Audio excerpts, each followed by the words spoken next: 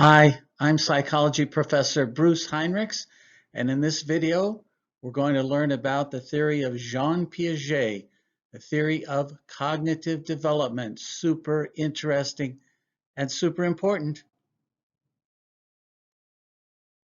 There are many people who were important for the development of scientific psychology throughout history. Of course, if we think of the most influential people, we would say B.F. Skinner, who in the 20th century for many, many years influenced a huge number of people and discovered the scientific laws of behavior.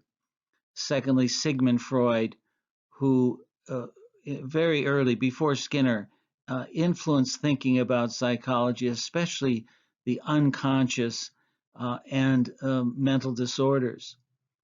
The third most influential person in the history of psychology, well, maybe it was Jean Piaget. There are a lot of important people, but Jean Piaget, look at his name and pronounce it. Jean Piaget was one of the most important. And Piaget, it turns out, wasn't a psychologist. He was a biologist, and he was a very much a genius. He published his first paper when he was something like 11 years old. He was a very precocious child, very intelligent. He lived in Geneva, Switzerland, and his language was French. Um, in fact, when I was a student at University of Minnesota, Piaget came to Minnesota and lectured, but he spoke only French. He did not speak English. And he brought a student with him of his from Switzerland who spoke English, and his student taught a class on Piaget's theory, and I took that class and got to meet Jean Piaget. So I'm very, very happy that I got to meet this very nice man, very smart man, and very important man in scientific psychology. Piaget is famous for developing a theory about how children develop cognition, how thinking develops in children. And his theory is a stage theory. Stage theories are quite popular in developmental psychology that tries to label different stages, different periods of life that we go through.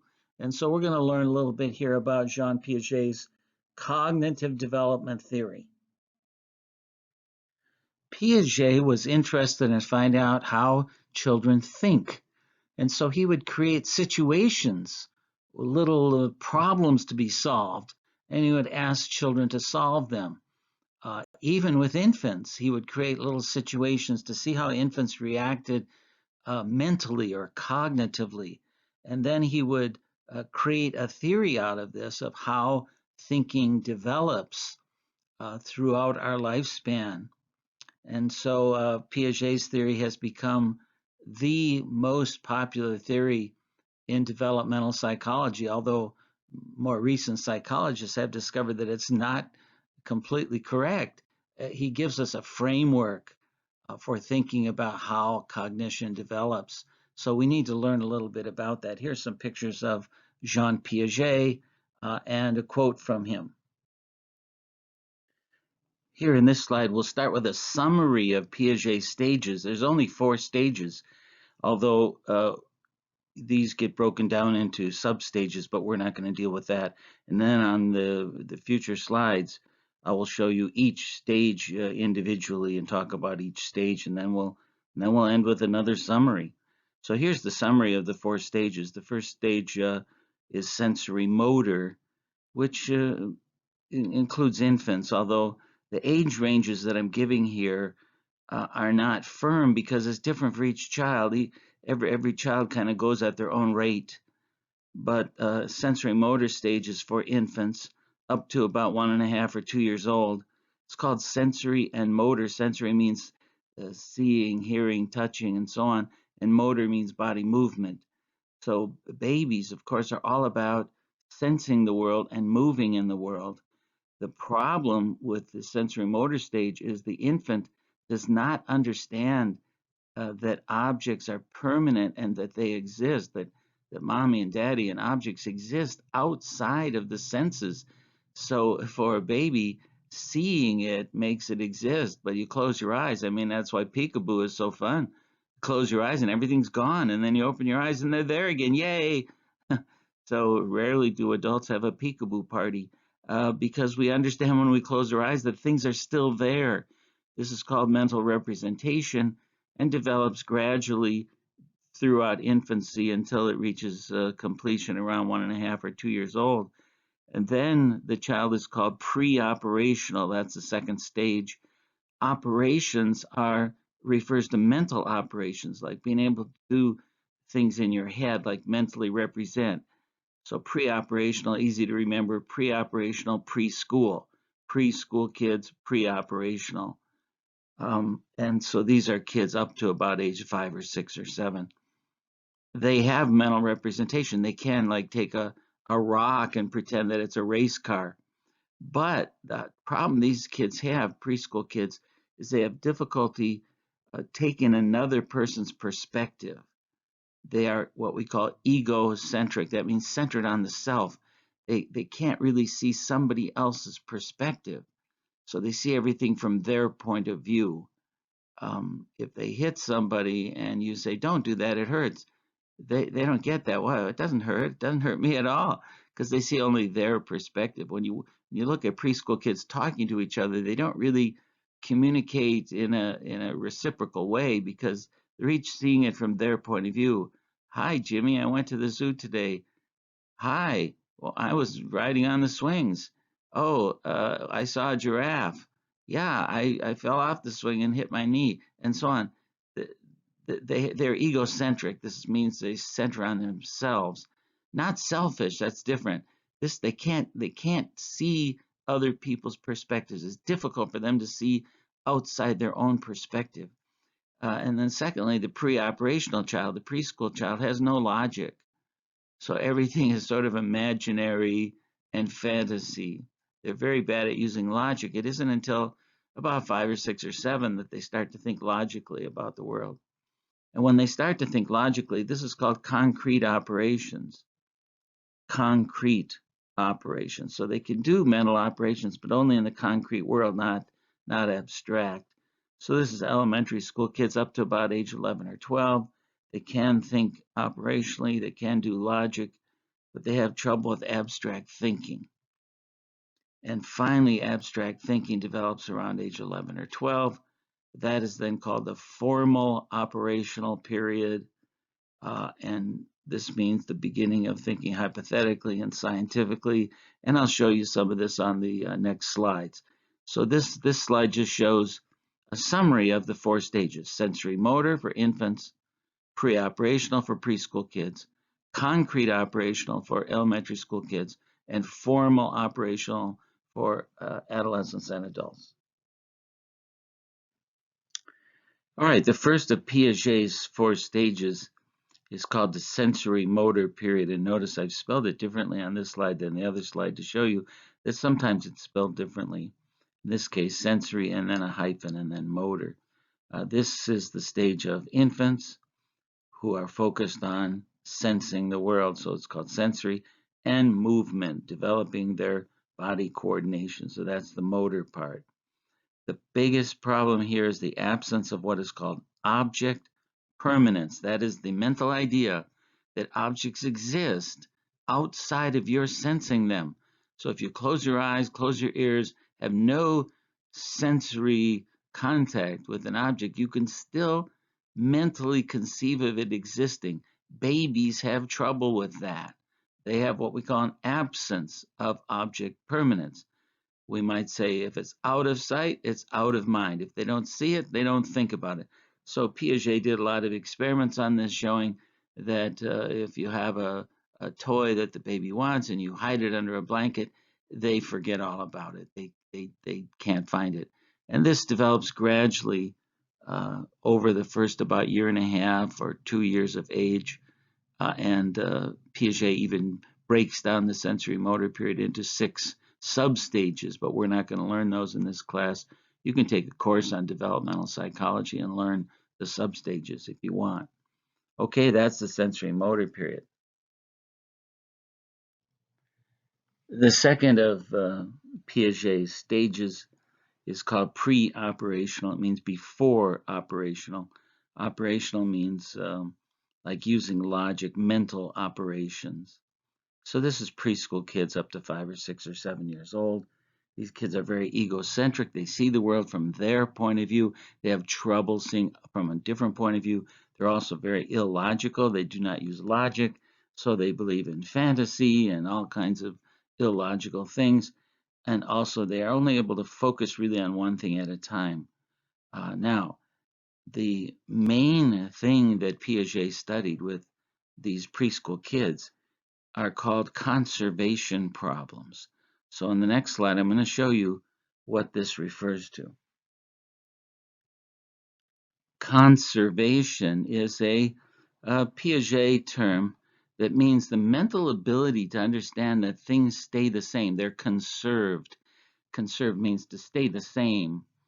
So you take a preschool child and you show them two glasses of water here on the left represented by A and B, and they're filled, these glasses are the same shape and size, and they're filled to the same level.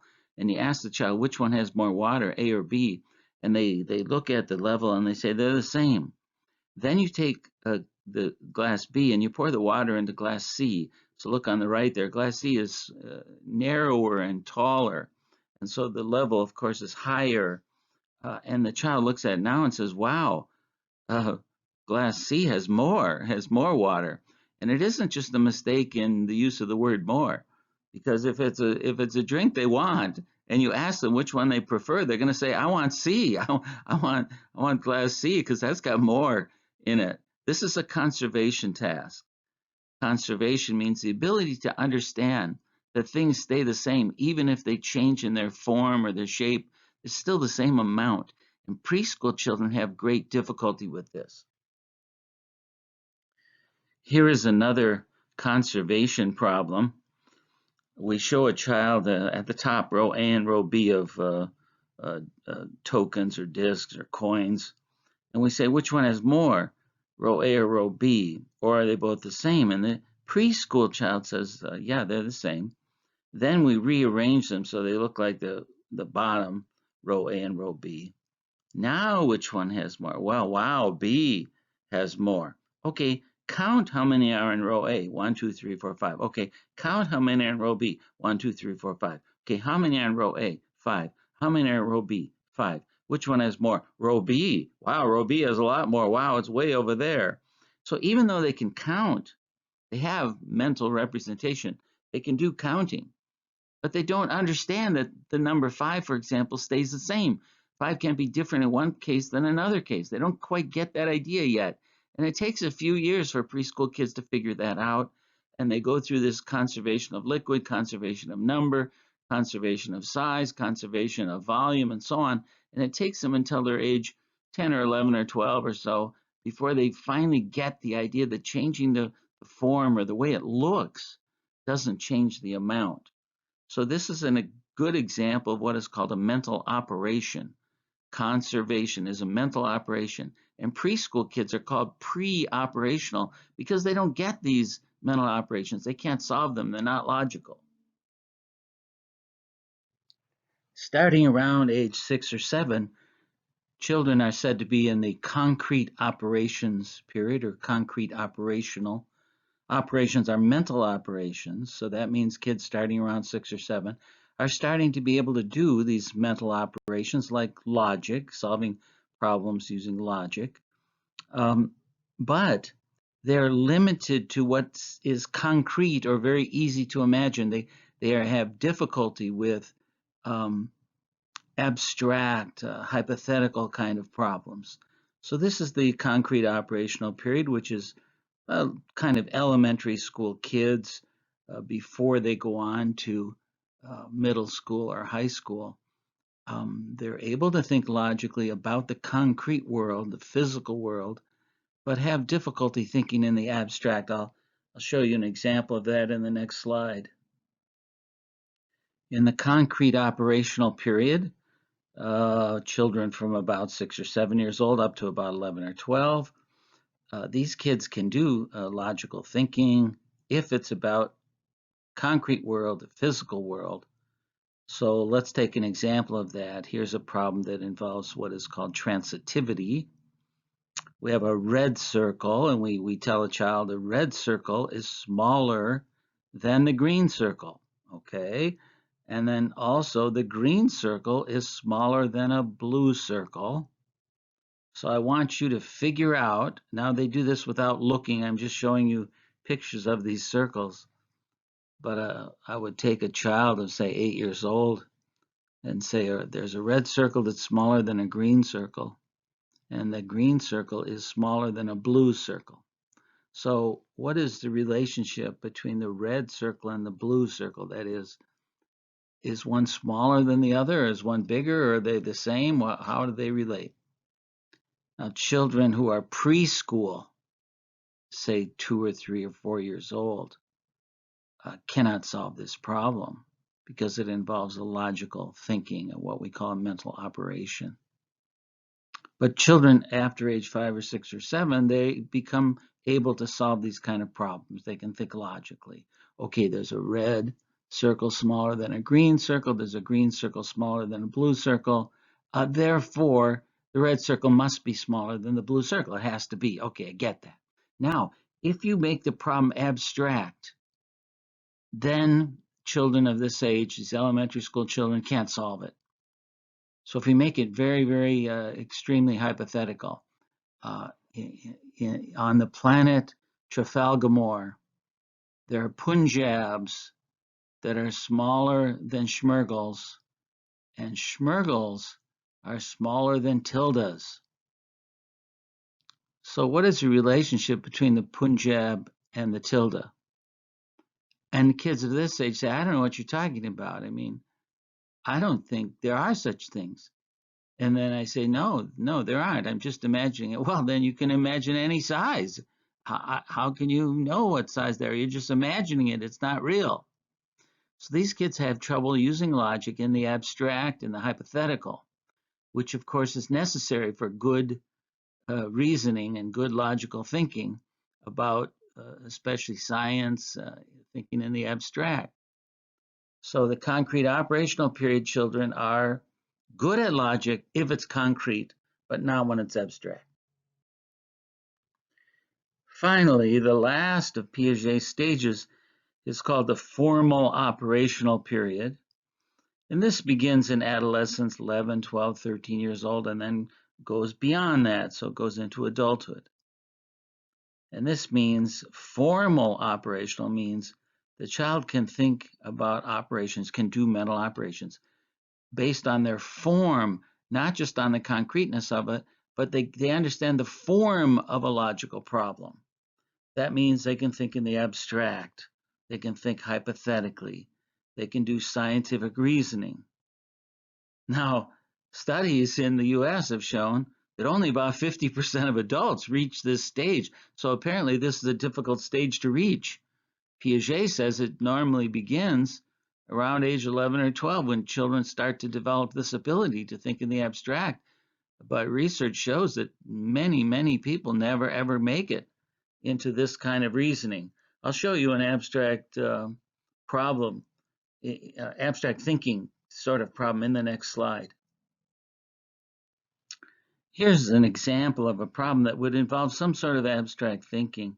Supposing we have 5 liquids that are in 5 different containers, say test tubes. And I say, suppose that 2 of these can be combined to make a yellow liquid color, a yellow color of a liquid. So how would you go about finding out which 2? Well, a preschool child wouldn't even understand this problem. Would probably just pour all the liquids together, or would say, I don't care, and would run off. I got to go play now. They would not be engaged by this. A concrete operational child, say 8 or 9-year-old child, would just try sort of randomly. Oh, I think maybe this one and this one, or I think maybe this one and this one. Let me try mixing these and see if they would make yellow.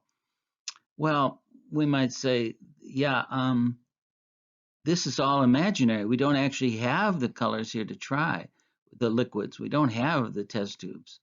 We're just hypothetically saying, if this was a problem, how would you go about solving it? Now, you see, when you get into abstract thinking, you're able to think about the form of the problem. That's why we call this formal operational, that you can think of mental operations in their form. So we might say, if we can think abstractly, I would number the liquids 1, 2, 3, 4, 5, and I would try number 1 with number 2, then number 1 with number 3, then number 1 with number 4, then number 1 with number 5. Then I tried number 1 with all the others, and if it doesn't turn yellow, then number 1 is out. Then I would try number 2 with 3, 4, and 5, and if it doesn't work, then 2 is out. Then I would try 3 with 4 and 5. If that doesn't work, then what's left is 4 with 5, and if that doesn't work, then it's impossible. Then you can't get the yellow. So I've tried all the possibilities. So abstract thinking means, in this example, that you're able to realize that there's a certain limited number of combinations of 2, and that there's a way to achieve trying them all. Now that's abstract thinking, or at least one example of it that we see in the formal operational stage of Piaget's theory. Okay, now I've told you a little bit about each of the stages of Jean Piaget's theory of cognitive development. Here again is the summary, so you can look over this summary of the 4 stages. Sensory motor for infants, in which they see and hear and touch and move, but don't understand that objects are permanent.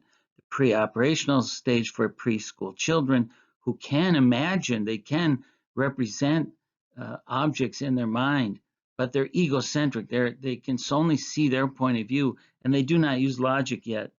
And then starting around 5, 6, or 7, we enter the concrete operational period, in which children start to develop their logical thinking, but they cannot think in the abstract. And then formal operational thinking occurs around age 11, 12, and beyond. And this is where we develop our ability to think in the abstract. Here's a quick summary of Piaget's 4 stages. From birth to about 2 years of age, the sensory motor stage, no object permanence. From age about 2 to about 6 or 7, the pre-operational stage. These kids are preschoolers, they're egocentric, they see things from their point of view, and they are not logical. From age about 6 or 7 up to about 11 or 12, the concrete operational stage. These kids are starting to understand conservation. They're becoming logical about things that are concrete. From 12 and up into adulthood, the formal operational stage. This is the stage of abstract thinking, of thinking in the hypothetical. Here's another example, an illustration of the 4 stages in Piaget's theory of cognitive development. So here's just a summary that you can look over. You can pause the video if you'd like to spend more time looking over each of these 4 stages. Of course, a ton of research has been done on Piaget's theory, and it turns out that some parts of his theory are fairly correct, maybe with some modifications, and some parts of the theory are not correct. Here's an interesting study that measured the percent of students at each age. So look down below the graph, you'll see the age groups 5, 6, 7, 8, and so on.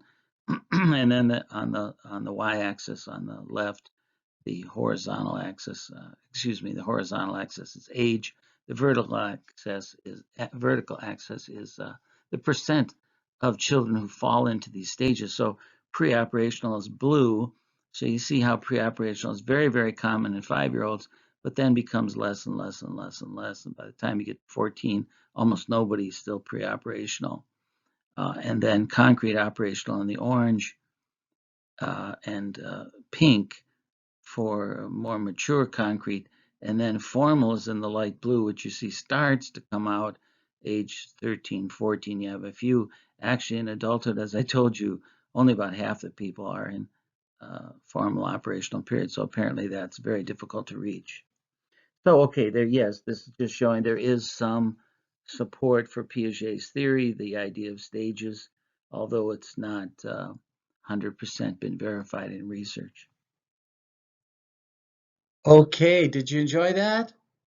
That brings us to the end of this video about Piaget's stages of cognitive development.